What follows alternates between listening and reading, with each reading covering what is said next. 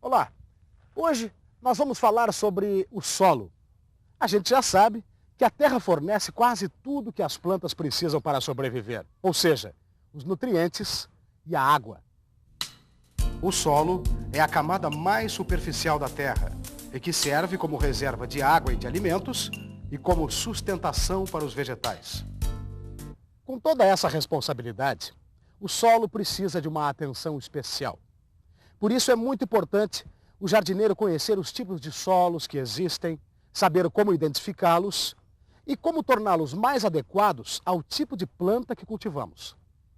O jardineiro está sempre mexendo na terra. Com isso, pode observar que ela não é sempre igual. Existe uma diferença que se sente ao simples toque. Algumas vezes, notamos que o solo é mais áspero, tem maior quantidade de areia, escorre entre os dedos e é menos compacto. Outras vezes, podemos sentir que ele é mais pegajoso, gruda nos dedos ou nos instrumentos de trabalho. Essas características que a gente sente ao tocar na terra são a textura do solo e tem a ver com a sua formação. Aproveitando esse assunto, vamos ver como os solos se formam. Quem não conhece a frase "água mole em pedra dura, tanto bate até que fura"? Os ditados, muitas vezes, têm um fundo de verdade. As rochas, lenta e continuamente, sofrem um desgaste causado pela água, vento, chuva e calor do sol. Esse processo desmancha as rochas, que vão se transformando em pequenos fragmentos. Esses pedacinhos são um dos principais componentes dos solos. Como as rochas não são iguais, os solos que se formam a partir delas também não são. Algumas delas, por sua natureza, se decompõem em partículas bem pequenas, que são as argilas. O tamanho das partículas que se formam com a desintegração das rochas vai influir nas características do solo.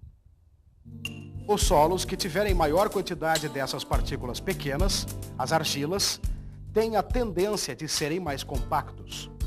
Isso porque essas partículas conseguem ficar bem próximas e grudadas entre si. Esse tipo de solo é o argiloso. Algumas rochas, quando se decompõem, formam partículas um pouco maiores. Esse é o caso das rochas que produzem as areias. Quando essas partículas são ainda maiores, são chamadas de seixos e pedras. Os solos que contêm maior quantidade de areia são chamados de arenosos. Eles são mais soltos, absorvem mais calor e dificilmente grudam nas pás e nos ancinhos. Mas os solos não são formados apenas por fragmentos de rochas. Os restos de plantas e de animais mortos começam naturalmente a se misturar a esses fragmentos. Com o passar do tempo, vai se formando uma mistura rica em minerais e em nutrientes orgânicos, que é o solo. Os solos com maior quantidade de argila, os argilosos, tendem a reter maior quantidade de água dentro dele. Por isso, se tornam mais pegajosos. Quando seca, fica muito duro e forma rachaduras, mas se a quantidade de água for grande, pode ficar alagado. É relativamente fácil identificar um solo argiloso. Se no teste com o solo não conseguirmos fazer o filamento, então temos um solo com maior quantidade de areia, o arenoso. Geralmente, os solos arenosos não são muito férteis. Para melhorar as suas características, o jardineiro deve acrescentar a ele bastante material orgânico, ou seja, a terra preta. O solo argiloso corre o risco de se tornar muito compacto e duro, já que ele tem essa tendência. Quando isso acontece, as raízes encontram dificuldades para se desenvolverem porque o solo está muito duro. Nesse caso, o jardineiro também precisa misturar ao solo uma boa quantidade de matéria orgânica. A terra preta tende a afrouxar as partículas do solo, deixando-o mais fofo. Uma outra característica da matéria orgânica é a estruturação do solo no sentido de que ela se torna como se fosse uma esponja, aumentando a aeração do solo. E quando ela é aplicada sobre solos argilosos, que normalmente têm a tendência a ficarem muito compactos, faz com que esse solo se torne bastante fofo. E nós recomendamos a adição de cerca de 30% ou 1/3 de matéria orgânica para esse solo, para se ter um resultado bastante eficiente.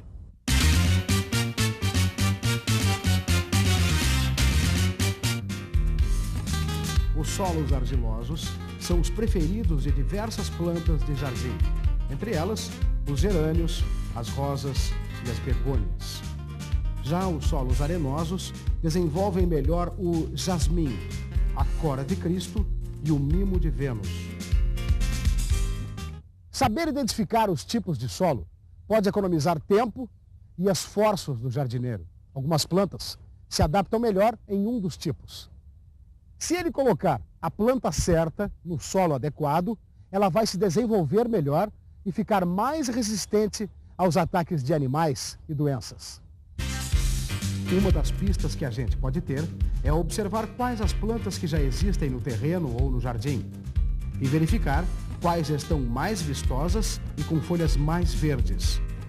Podemos optar por cultivar essas plantas que já existem e que estão se dando bem, ou então escolher vegetais que tenham necessidades semelhantes às já existentes e adaptadas. Mudar a textura de um solo não é muito simples. Um solo arenoso sempre terá essa característica, assim como um argiloso. Mas o jardineiro pode melhorar as condições desse solo.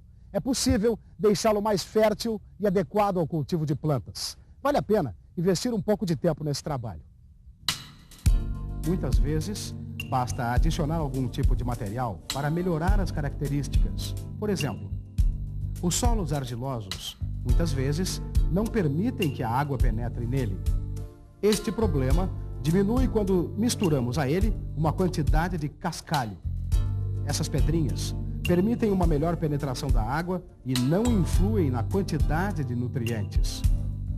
Outra coisa que é muito boa para o solo, e que já falamos, é adicionar uma quantidade de adubo orgânico ou terra preta nele.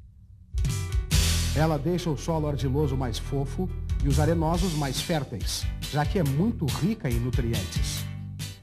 Em um solo fértil, existem diversos tipos de nutrientes dissolvidos nele.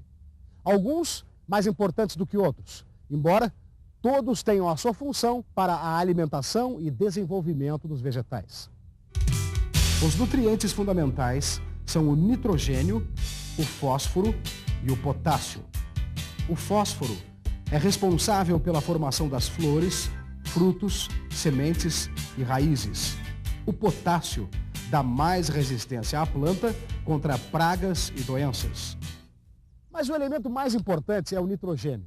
Ele é absorvido em maior quantidade pela planta, é responsável pelo seu crescimento e pela formação da parte verde do vegetal. O nitrogênio facilita também a absorção dos outros nutrientes. Normalmente, ele se incorpora ao solo através dos materiais orgânicos, que são as plantas e os animais decompostos. Quando a quantidade de nitrogênio não é suficiente, o jardineiro precisa acrescentá-lo ao solo. Mas como saber se a nossa terra está precisando de nitrogênio? Identificar a deficiência de nitrogênio num solo, através da planta, é uma tarefa que, na prática, se torna relativamente fácil, basta ter bastante observação.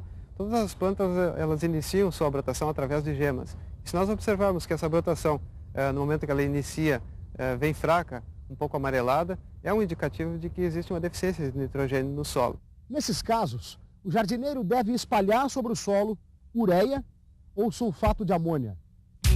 Esses produtos podem ser comprados em lojas de agropecuária ou que comercializam produtos para jardinagem. A ureia ou o sulfato de amônia deve ser aplicado ao redor das plantas e regado logo em seguida. Quando a área for muito grande, como é o caso dos gramados, o ideal é diluir o produto em água e espalhar com um regador. Dessa forma, a aplicação fica mais fácil. Se recomenda dissolver 2 gramas do produto para cada litro de água, ou 20 gramas para 10 litros. O jardineiro deve pesar o produto antes de dissolvê-lo. E o ideal é usar 1 litro da mistura para cada metro quadrado de gramado. No próximo programa, vamos aprender como produzir terra preta através da técnica da compostagem. Além de ser útil para as plantas, esse adubo pode ser muito útil para o seu bolso. Nós vamos saber como ter uma nova fonte de renda através da produção de adubo orgânico. Você não pode perder. Até lá!